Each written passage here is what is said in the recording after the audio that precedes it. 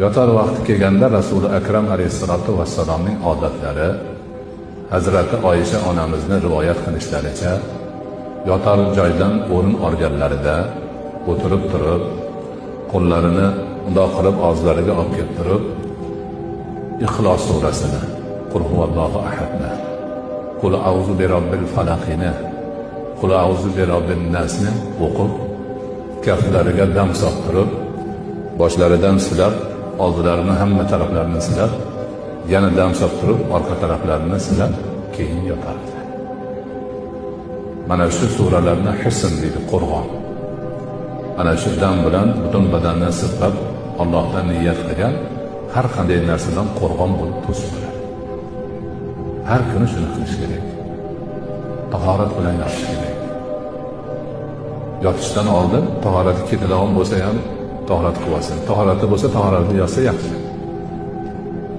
Lekin tahoratlik bo'lmasa tahorat qilib olib yotsin.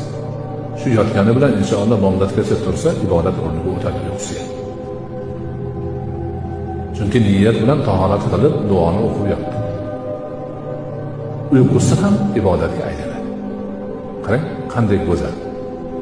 Qanday chiroyli. Ana yotganda o'ng yonboshi bilan yotadi, o'ng qo'lini kaftini o'ng yuziga qo'yadi.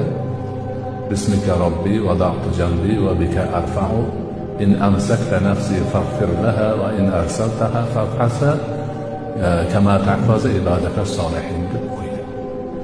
Bismika robbi, Robbim seni isming bilan wada'tu jambi, yonimni uyquga qo'ydim, ko'rpaga qo'ydim, yonboshladim. Va seni isming bilan yonimni yana ko'taraman. Inshaalloh.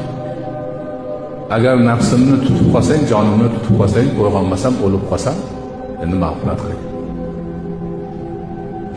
Lekin uyqumdan keyin arsaltaha qo'yib olsang, endi boshqa solih bandalaringni qanday muhofaza qilib saqlasang, meni ham shunday muhofaza qilib saqla.